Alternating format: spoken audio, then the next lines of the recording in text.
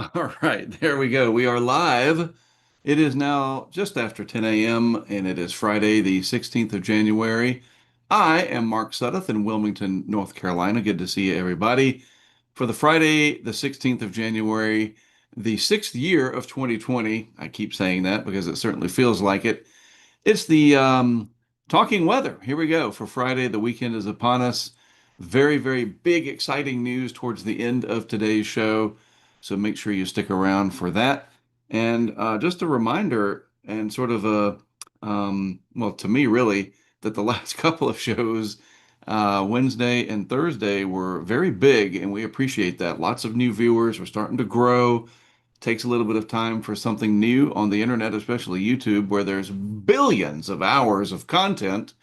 How do you stand out? Well, we're gradually getting there little by little, and I thank you for tuning in and trusting me and my different hosts that have led us through all kinds of different weather news and updates and everything in between. So appreciate it. We look forward to doing this for a long, long time.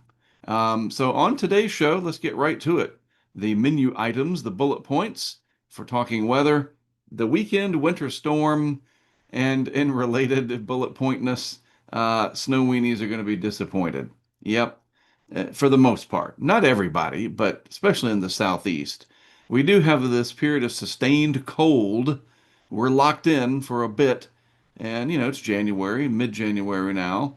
And so that's expected, but yeah, here we are. And we're going to have a major lake snow event next week and have some news about that. You probably know what I'm going to say. All right. All right. Let's get started with different segments here. 88 degrees was the national high temperature yesterday, way out in Malibu, California, and negative 27, no thank you, pass, hard pass, way up in Forest Center, Minnesota. So finally, these areas quite far apart. We've had, and I say that because the national highs have been pretty and lows have been pretty close to each other geographically these last few days. So, yeah. So where are these places located? If you don't know, and one of the reasons I like to do this segment is because I can teach you a little bit about geography and just other interesting novelties. This is Malibu, and of course they had the terrible fires there last year. Not too, we're just past the 1 year anniversary of that. Malibu, basically west of Los Angeles, very wealthy area for the Hollywood elite and so forth, rich people, whatever. Beautiful part of the coast out there. That is where the national high temperature was of 88 yesterday. And hey, my tab crashed. That is very unfortunate. Come on, Firefox, what are you doing? We got to get it back. One thing I like to do is show you folks where these areas are and what they look like. So there's Malibu. Let's just drop our Google Street View dude right in the middle of it all and show you. So there's Malibu, typical Southern California, with the hills over there. And of course, when those dry out, they can get flammable. And we saw that last year with those terrible fires. But yeah, this is Malibu. I don't think I've ever been to Malibu proper. It's been a long time since I've been to Southern California, but there you go. National high temperature yesterday, 88 degrees. And a lot of us would probably like to see that after this cold, especially even down into Florida. It's been very cold as of late. So you'd probably trade that 88 degrees for whatever you got anytime. Yep, beautiful Malibu, California, the coast over here to the right. Flip the camera around. This is really neat that we can even do this. Anybody ever been to Malibu on the chat? We'll say hello on the chat. Anybody? Anyone ever been to Malibu? Neat area. So let me back out and show you Forest Center up in Minnesota. And I cheated and looked at the Google Street View situation first. Sometimes I like to just be surprised. And there's really nothing up there. Google hasn't mapped it out. Where is Forest Center, you might ask? Way up in northeastern Minnesota here. I backed the map out to show you. There it is, negative 27. I just can't even imagine.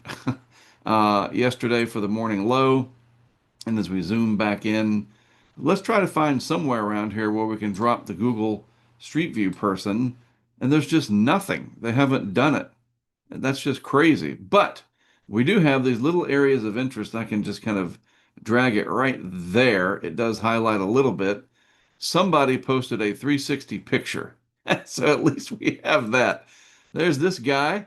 Somebody probably knows exactly who that is. If this show was popular enough, you'd absolutely be able to say, "Oh, that's Dale Evans," or whatever. No, it's Levi Johnson. It says it right there. Camping where it was negative 27 degrees for the morning minimum low temperature. But otherwise, there's no Google Street View. But you can crowdsource just about anything. And these folks out there having some camping way back in August of 2022. Probably a good time to do that. But good trailheads up here. Some pictures of some of this stuff for you. Again, just trying to introduce you to some of the geography of where these highs and lows occur. Pretty neat stuff. And eventually we'll get to some places that I have been. But again, pretty cool that you get these crowdsourced pictures from people that have visited places that are now frozen. Negative 27. No way, no how. I'm not going to do it. That's just too cold for me. All right, let me take a gander at the YouTube chat, see who all we've got on here. Brandon, I've been to California plenty of times, but not the town of Malibu. And Karen, never been to Malibu, but San Diego. Very good. I went to San Diego about probably back in the 80s. I can't even remember exactly what for or when, but yeah. All right, so moving on along. I want to show you this, some of sort of Mark's, what caught Mark's attention, like the For You part of Twitter, and some of it's humorous and some of it's weather related and some of it's in between. I thought this was funny. One of life's greatest feelings, and this is weather related, is going from a cold city to a warm city, opening the door to the outside and not having the air hurt you. I just think that's great. And, people say that in the comments. Yes, indeed. And that feeling hits as soon as you hit the jetway exiting 1L. Yep. So I thought that was funny. Sometimes people talk about, I live up where the air hurts my face. Why do I live where the air hurts my face? What's wrong with me? I've seen that before too.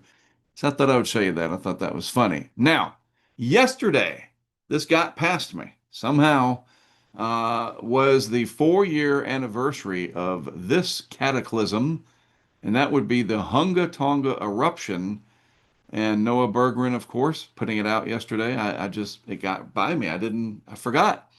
One of the most powerful volcanic eruptions on Earth in the past 300 years. The trillions of liters of water, convert that to gallons for me, ladies and gentlemen, sent high into the atmosphere is still being researched for how it is impacting our global weather all these years later.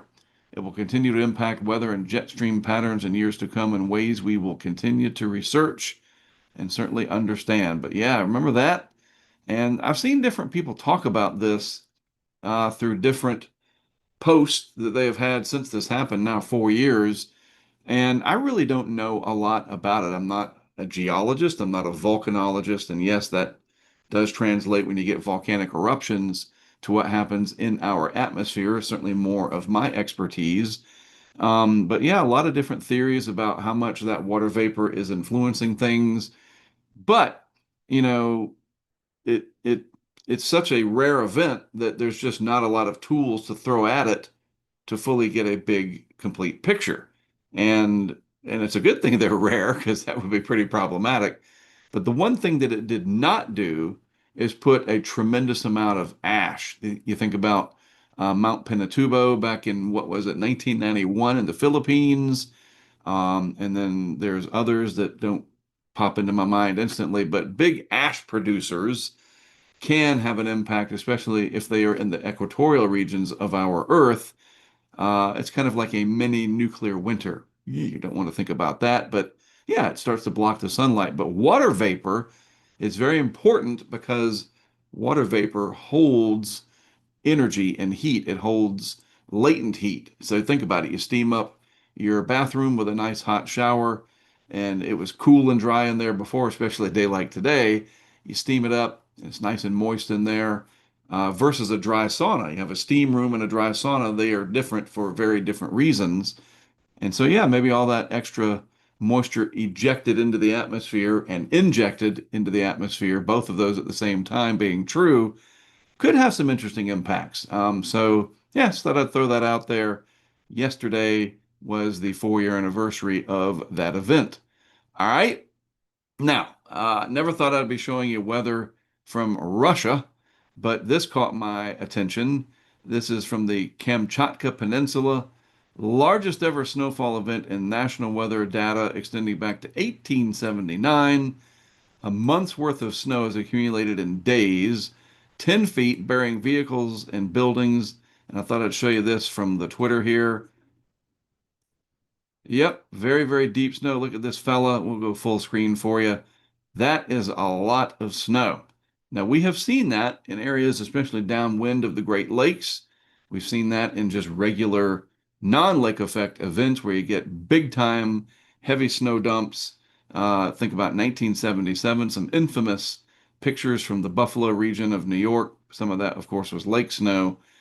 But man, that is something else. You get this kind of snow up in the Sierra and California, Nevada border. I've seen that myself way back in 2023. Remarkable stuff. So this caught my attention on the old algorithm, as did this. And you know what? Sometimes you have to say it. Holy shit, right? Again, in Russia, Russia having some serious snow issues as of late. No, this is not AI generated. This is good old Mother Nature doing its job of VFX. That's some scary bleep. Seriously, look at that. Big time avalanche coming at you. That's some end of the world looking stuff right there. Luckily, it's not a pyroclastic cloud, but still all that energy and snow and boulders and whatnot coming at you. And it does overtake the parking lot and finally hits these people filming. I don't know, man. I would have been like, left the phone somewhere and then run and hid. That's just me. Look at that. And they lived to tell about it, probably got buried and got snow in different crevices that they probably will be regretting for a while, kind of like when you get sandblasted. But that's some scary stuff. And that was over there in wherever this is, I can't pronounce it, in Russia, way back on January 15th. Yeah, just yesterday, right?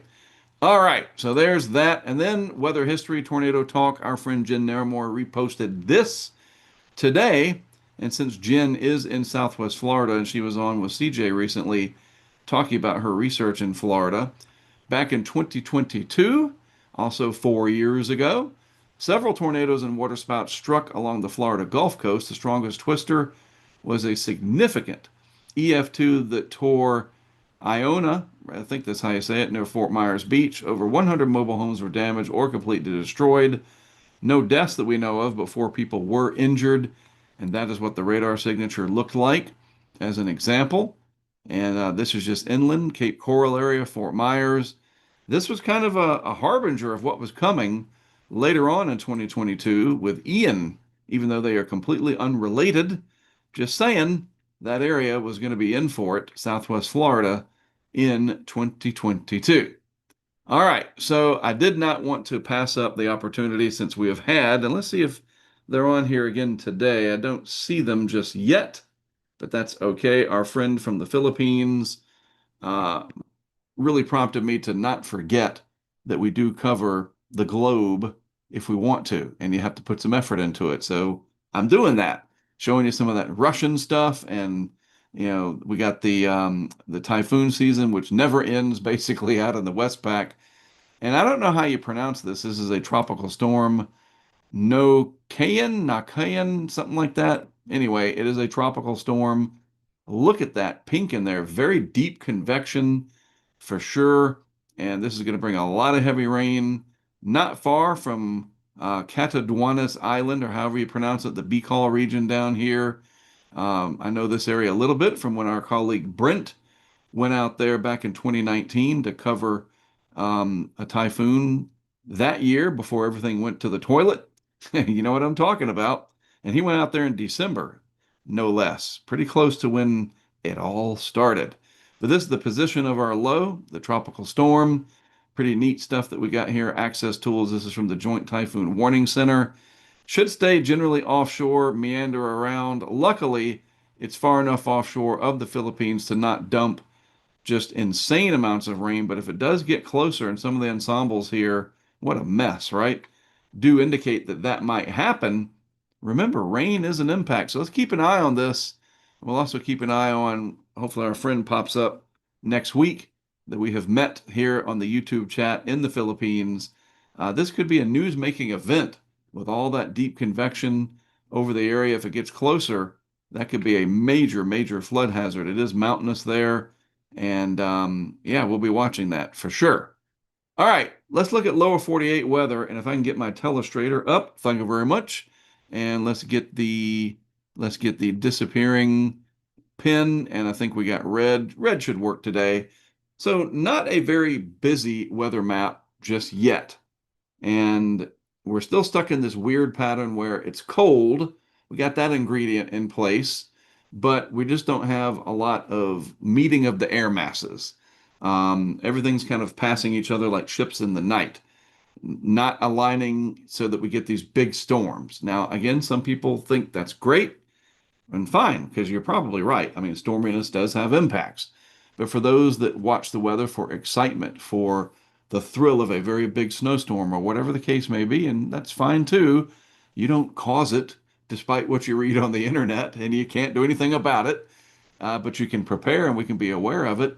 But yeah, nothing has manifested itself lately in any big giant storm system. But we do have problems and impacts. We got serious wind coming down the plains, winter weather advisories on the east side of all of that. But this is pretty serious stuff. You look here in parts of Oklahoma and Texas, and let's grab the mouse. And I can show you, we can zoom in. These are your red flag warnings. If the internet, what are we just not going to work today? There we go. Fire danger, critical. And it's interesting here. I never noticed this before. Let's bring it full screen. Thank you very much. And we'll grab my telestrator color. Hello, maybe telestrator color. It's just not going to change on me. How rude.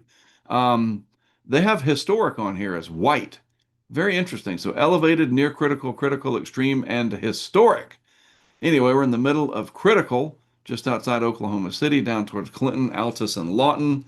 Very grasslandy out there, very windy, critical fire weather, relative humidity as low as 10 to 15%, windy up to 45 miles per hour. So just keep that in mind if you're out and about in that area. And let's see, I guess I got to go back. There we go. So yeah, that's what that pink is. Colorado's in on that a little bit. Just very windy down the plains, central plains. Still stagnant out here, and that's what these colors are. This is your freezing fog.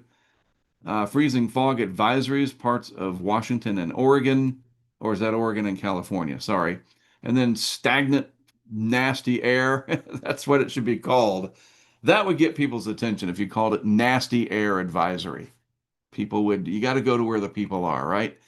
Yeah. And especially if you start using four-letter words, then you could really get people's attention. Anyhow, it is dense and freezing, and it makes roads very slick. Ice is up on your car. It's not like when you're driving through it, it's like instant rime frost on your car. Also, the air stagnation is a problem, gets trapped down here in these valleys. And this is just the way it's going to be for a while until we can scour this out with a different pattern. But for right now, the pattern is trough in the east, ridge out west, and we are just stuck. Nothing's going to be changing here anytime soon. All right, so whoops, everything's left there. I forgot that every time I do this, I have to start over. That's annoying. I'll figure it out one day completely. Back east, though, good news is we really don't have much to worry about yet. And just a few winter weather advisories up in the Northeast, a few special weather statements here in the Carolinas and Georgia, and a few of those in surrounding areas through the Ohio Valley. Now, what do those mean? Let's take a look at this closer. Oh, I forgot. I want to show you this. Yes, this is new, and I want to prepare you right now. Your eyes, depending on what you're watching this on, uh, your eyes are about to be strained. This is one of those like, Mark, come on. I was trying to show you guys the current temperatures, because part of this show today is the sustained cold, right? We're talking about that. And I wanted to show you this graphic. This is your METAR, your like current observations. And This is just a very basic plot from NOAA. There's probably much more fancy versions out there. And this is the high resolution version. Now I'm preparing you right now, especially if you're watching me and this on some kind of a large screen. I don't know what it's going to look like on a tablet or a phone, but when I zoom in, prepare yourselves. It gets really funky. You ready? You've been warned. Let's zoom in here to Iowa. Like you look at that and then you try to start reading them, and to me, it's just overwhelming.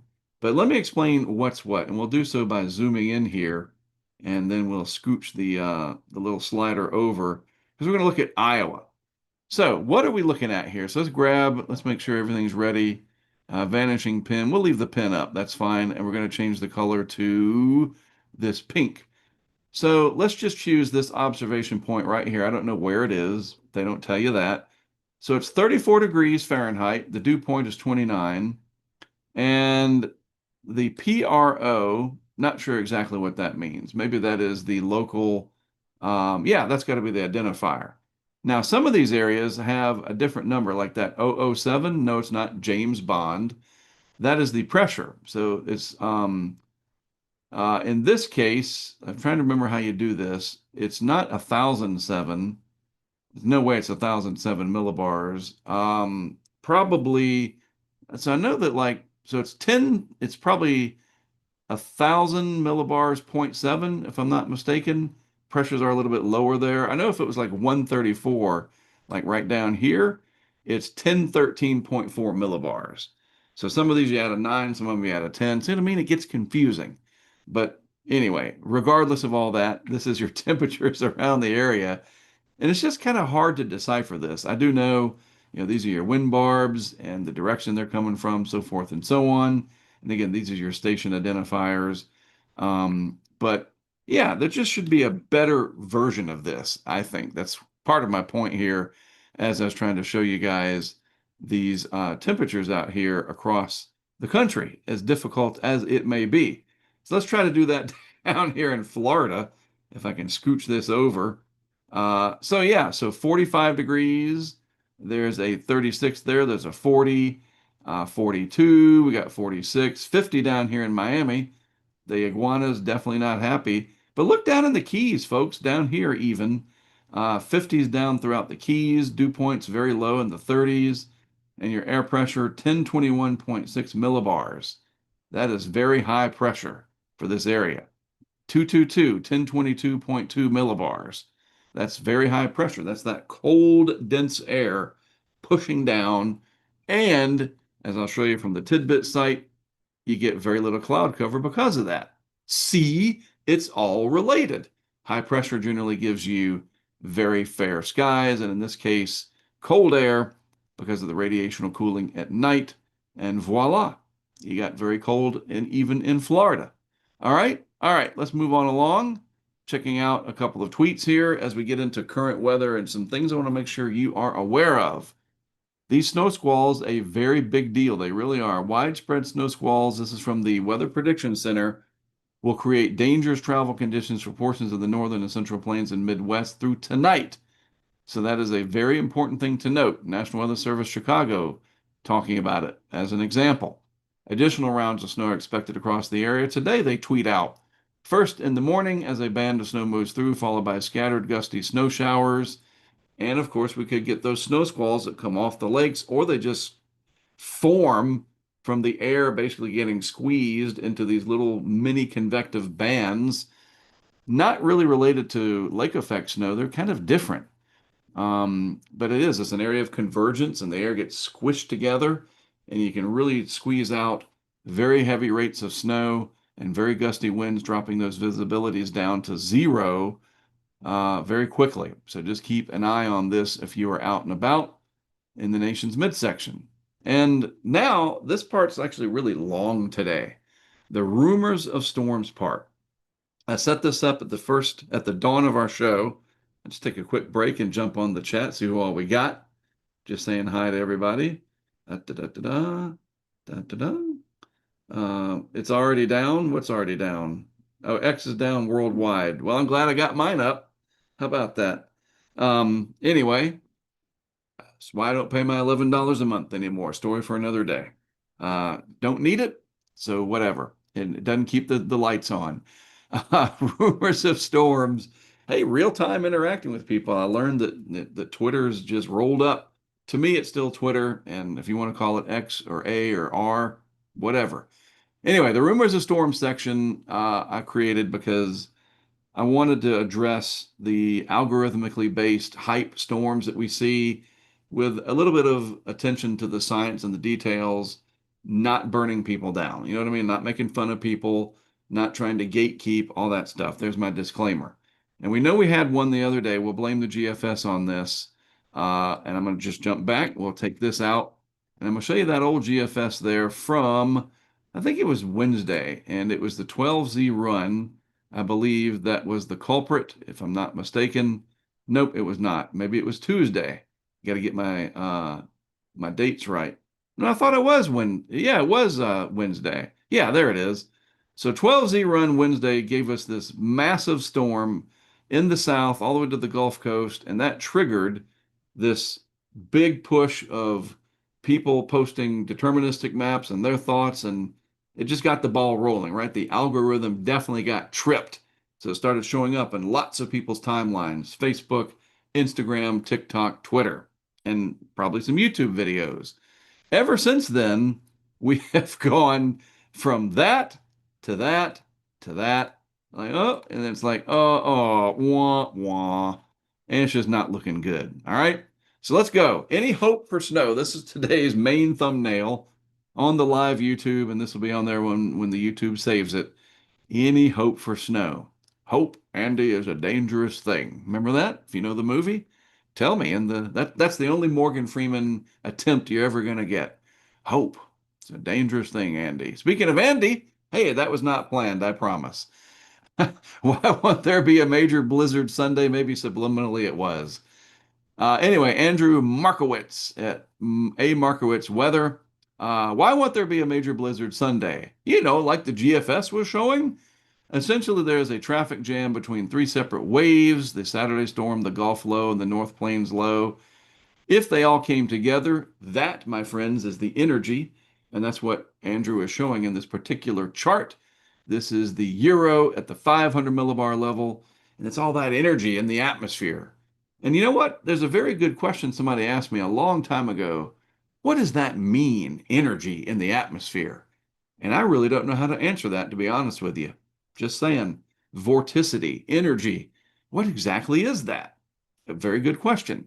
We can see it, we can visualize it. It's just hard to describe what that means to people. Anyway, at 500 millibars, about 18,000 feet or so in the atmosphere, there are all the pieces, and Andrew has outlined them in these X's, and they're just not coming together. Had they all come together, this would have been a monster. Instead, they remain weak and disjointed, crushing our trough axis. And I want to point out, as Eric Webb has been mentioning, the lack of deep, sustained, all the way through the column, already there, antecedent is already there. Cold air, that's missing as well. So the ingredients just aren't happening. You've got the setup on the old GFS there. If we go back a few runs, this was the ultimate wedding cake. Oh, yeah, that was going to be a doozy, an award-winning wedding cake right there. Hey, we haven't had any nor'easters in over a year, so this would have been it.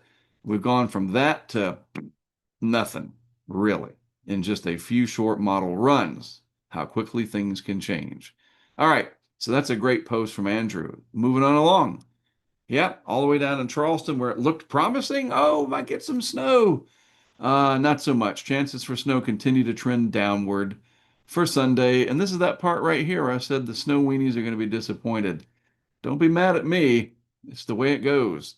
Yep, as near surface temperatures will play a large role in precipitation types, areas west of I-95 have no more than a 40% chance for seeing accumulating snow, decreasing slightly to maybe 3 out of 10 chance range in the remainder of the region. So forecast impacts, etc. Maybe a slower commute, maybe some slick sidewalks and walkways, but it's not looking very good. Sorry, but it's only January 16th. Still plenty of time on the winter weather clock. Moving on along, more Debbie Downer stuff, but look, it's just the way it goes. It's just the way it goes. Can't do anything about it. Definitely am still worried about that Arctic front that it doesn't get here in time, says Eric Webb for the Carolinas this weekend. And it's just cold rain. How miserable is that? It is terrible for most, unless we get enough moisture into the western Piedmont near and west of the I-85 corridor.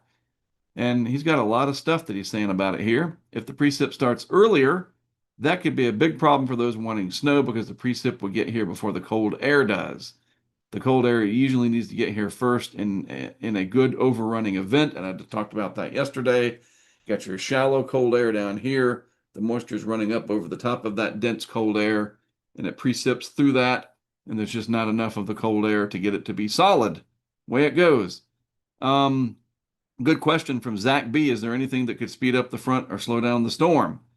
We're likely pretty set with the relative timing of the precip and the cold front because the precip is being forced by sloped ascent over the top of the cold front. This that isentropic lift that we call it.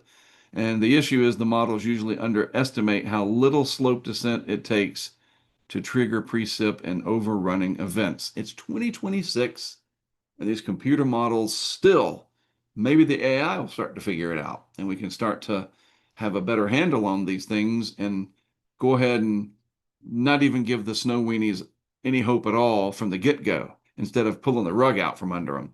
And by the way, the whole snow weenies thing is not a slight. I'm right in there. And I'm 55 years old, but right in here, there's a little kid in there going, come on. I think we can pretty much all agree and admit to that. Most people. Some of you in Florida are going, nope, thumbs down. And I'm unsubscribing. Anyway, other people, other perspectives. This is what I really like about social media. This is one of the great things. We know all the horrors. This is one of the great things. Tony up here in Baltimore, been there. Quick story for you, as if you really needed this, but I thought I'd throw it out there, catch my breath a little bit.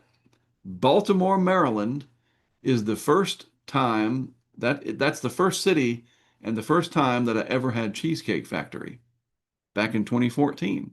And that is relevant because people who follow our live streams over the years, you know what a big fan I am of Cheesecake Factory. Not much lately, though. We don't have them here in Wilmington.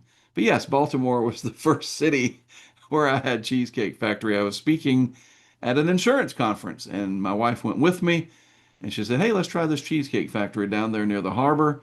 And I was hooked. And we're very lucky we don't have one here in Wilmington.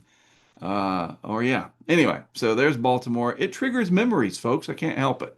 So anyway, Tony's saying the weekend snow in Baltimore? Yeah, maybe. Sunday depends on Saturday. Oh, that's always the case, right? With everything in life. If the system on Saturday is strong enough to give us good snow coverage, it will push the Sunday snow offshore, like the Euro forecast. On the other hand, Tony says, if the Saturday system is weak, it will let the Sunday snow move further north into the I-95 corridor, and that's what the GFS and the Canadians show. As with most things in life, the answer is likely in the middle. I think some light snow showers Saturday with a chance for light snow on Sunday too. Best chance for 1+ inch will be in southern Maryland and the lower eastern shore. This just gets exhausting, right? We don't have reliable snow anymore. It's like, come on, pulling teeth, literally, very upsetting. Now, I thought this was interesting. And again, absolutely not attacking people, burning people down, trying to make them look bad or call them out. But this is what I mean. This showed up in my For You part of the Twitter, the algorithm side, and this is a very interesting post. And clearly, Jared must enjoy big time weather. There it is, Weatherholic, focusing on southern New England blizzards, hurricanes, severe weather, so forth and so on. Hey, ain't nothing wrong with that. That's where I came from. I love that. Big snow and look, sunny skies and all that. Great. We need them. But a big time snow event like what he's posting here, the Snow Lover's Dream that the 6Z GFS kicked off, we'll see. Making winter weather great again or winter great again, to coin a phrase. Yeah, well, look at this. This is the output from which model? The GFS. I just said that. So, approaching 3 feet in some areas around New York. This is way out in time, though, valid on the 29th of January. So here's a great opportunity to show you where this came from. And again, nothing wrong. Look, let me go full screen again because I believe commentary is occasionally warranted. There is a lot of talk among the professional meteorological community that people shouldn't share little screenshots like that, like deterministic graphics, that it creates no context, whatever, gatekeepers, right? I argue, I see your point, but I argue that the more people are talking about the weather and then people that know can then tell them what they're looking at, the better. For example, um, if someone posts a graphic showing a Category 4 hurricane right off of Miami 12 days from now, and I see that on my personal Facebook or something, I can jump in and explain why that may or may not happen and not necessarily have to go attack people. There's just no reason to keep doing that. You see these kinds of things and you go, that's not going to happen, whatever. It doesn't need to be a moment of shame. Look at this and try to figure it out and have a good, meaningful conversation instead of just blowing up and saying, nope, nobody should have access to this. I completely disagree with that. I think the more people that are educated in science, the better. And yes, people paid a lot of money to go to meteorologically school, meteorology school, but that doesn't mean that you own the weather. All right, that's all there is to it. So there you go. There's my little thought. So where did this come from? Well, this is the 6Z GFS that Jared is referencing. This is the operational run off the Tidbit site. There's our weekend storm. Southeast New England looks pretty good, so maybe Jared can go down there and see some good snow. Beyond that, though, it's way out in time. A few more of these storm systems come rolling through, so yes, there is some hope for snow. But the main thing that he was pointing out was this little booger right here at around 294. And in this situation, it is plausible only if the elements that Eric Webb frequently talks about do actually come together. And let's grab we'll keep it up there. There's your very cold high already in place with deep Arctic air. I mean, 1046 millibars in Southeast Canada, 1045 over here in Indiana and Missouri. That'll do it. That's it. That is very dense, thick, cold Arctic air, and it's already in place. Then the storm system, instead of cutting across this way or being an overrunner like we're seeing today, no, no, no, no, no. This one's more of your typical Miller. Let me just go back, get so it's kind of a Miller A. Doesn't quite start in the Gulf. And I know I need to do a whole segment on what is he talking about? Miller A, Miller B. We'll get into that. But this is your more classic setup to get big time snow up the East Coast. But even before that, you get this thumper right here back on about 222 hours.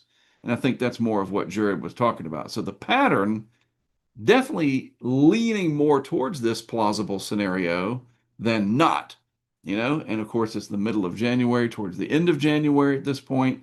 So yeah, I could see this coming to fruition because the pattern looks like it's going to stay locked with deep bouts of Arctic air spilling into the lower 48 east of the Rockies. So Jared, I'm with you, man. Let's keep hope alive that you might get almost 3 feet of snow in parts of New England and the beautiful state, the Empire State of New York. We shall see. We'll check back in next week to see how that's going. All right. All right. So my follow Friday for today, I'm excited about this because I've seen this guy a few times popped up in my algorithm. Thank you, algorithm. Most of the times I'm cursing it, but aren't we all? And this dude is a really cool guy. I can't wait to meet him someday.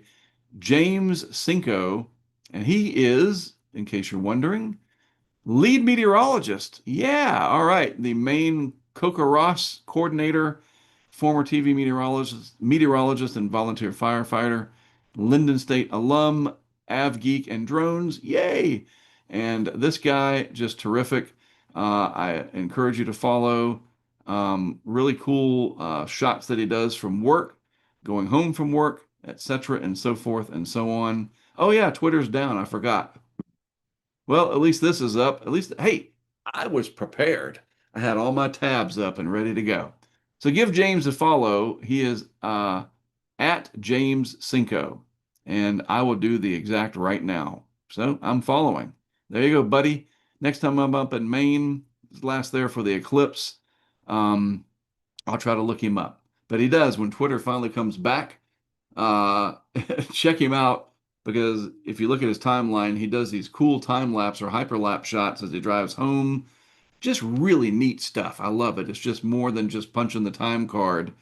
You can tell he's all into the weather. So there's my follow Friday for today. All right.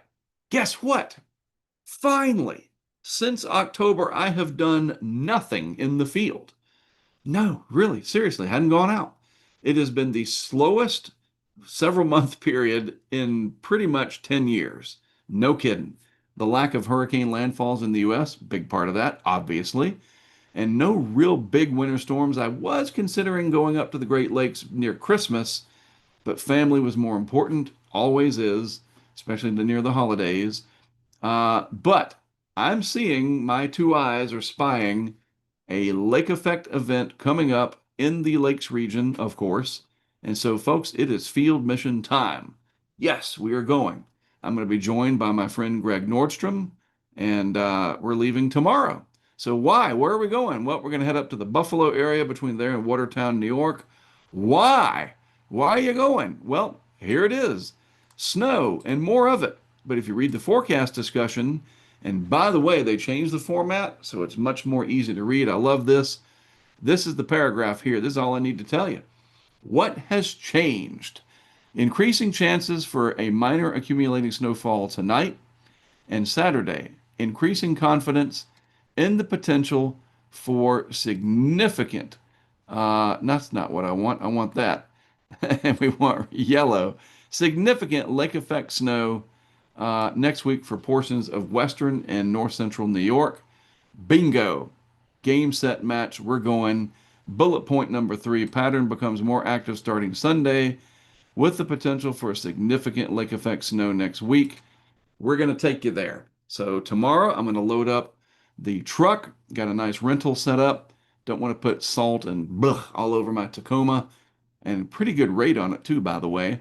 And Greg's going to fly in from Gulfport, and he and I are going to lead you folks starting Sunday. Tomorrow's just a driving day, boring. Sunday will be a lot more conducive, so we're going to have the live stream up starting Sunday, and then lake effect snow coverage Monday, Tuesday, probably into Wednesday, and then we'll head on back. We'll take a couple of cams with us. I'm going to get to see my friend Bill that lives up there in Cheektowaga. I think that's how you say it, or something like that. Um, Hadn't seen him in a couple years, and we're going to put a camera in his yard, and we are going on a field mission finally. But here's the great part about it. This isn't just a ooh and ah, going to go oogle the weather, right? Greg is one of the premier knowledge-based forecasters when it comes to lake effect snow and severe weather in the country. No question about it. He has trained more meteorologists that you see on TV. A good chunk of the folks at Fox Weather, Greg taught them, and he's going with us. So you're going to literally have like a free college education coming your way. Little tidbits from Greg as he and I drive and commentate on what we're seeing. Is that a word? It is now.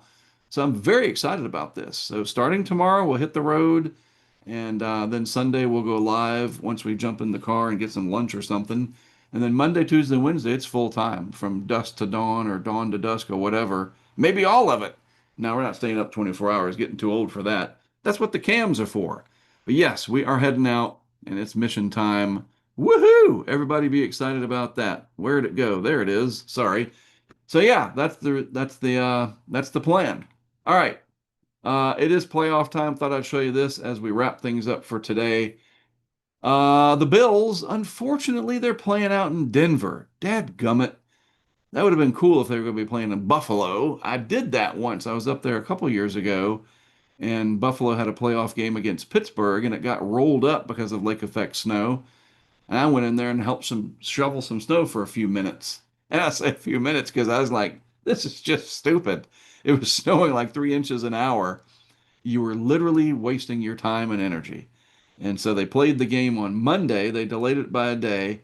and they just told the fans, come in, sit where you want, F it completely, and just throw the snow, move it out of the way. And every time Buffalo scored a touchdown, it looked like giant cannons going off of snow. It's probably on YouTube somewhere if you want to see that. I wasn't at the game, but I was out there at the field, Highmark Stadium, which I think they're done now. They're going to roll that place up and they'll open their new stadium, I guess, next season, right? I think so. So anyway, if you're going out to Denver to see the Broncos take on the Bills tomorrow, not much snow, maybe a few flurries, little to snow, no snow accumulation. All right. And they got to get it out there. We got to get this pattern to change at some point because Colorado is hurting. But that, my friends, is a story for another talking weather, another day. Before I let you go, let me jump over on the chat, see who all we have. Yes, I helped shovel snow. I sure did. That's on my Twitter somewhere when that ever comes back up. No snow in Colorado. That's right, Scott. The weather here has been a disaster. So, Scott, if you don't mind me outing you on here, where in Colorado are you located? If you want to be very general, that's fine. Just curious, because when I get out to that area, it would be neat to meet you. We'll be out there for sure during severe weather season. So, drop a note, send me an email, or you can tell us right here on the chat. Anyway, Buffalo is straight up from me 100 or so miles. So, how about that? We might be able to say hello, me and Greg, to some of our friends up there in the Lakes region. Yep, no snow in Colorado is a big problem. Well, look, I really appreciate everybody tuning in. This has been our biggest week yet of talking weather, and I look for it to grow more in the future, especially as we do get these big storms and we can break down all of the mechanics of it and just give you a different perspective. There's a lot of sources out there, and I'm very proud and honored to be a part of that. We're not trying to be the source. No, no, no, no, never. Never would I want to be the only source and have a billion people watching. There needs to be different opinions and different voices and different perspectives because then you can get a consensus and a collective mind around, in this case, the science of weather. And that's what this is all about. So, again, tomorrow we'll hit the road, Greg and I, tomorrow afternoon, do some live streaming on Sunday as we drive up into New York, and then we'll figure out where we're going to be. Then we're going to have at least 3 days of incredible coverage. We should even have the live drone feed going if it's not too darn windy and cold. That could be a problem. It shortens those battery times. But I'm very excited about it. We're going to teach you a lot about how lake effect snow does what it does. All right, let's get over here to the title card so that I can sign out. That'll about do it from me for today. I am Mark Sudduth from all of us at the Hurricane Track community. Thank you for watching. I'll see you later on this weekend as we hit the road to cover this lake effect snow. Have a great weekend. We'll see you later on.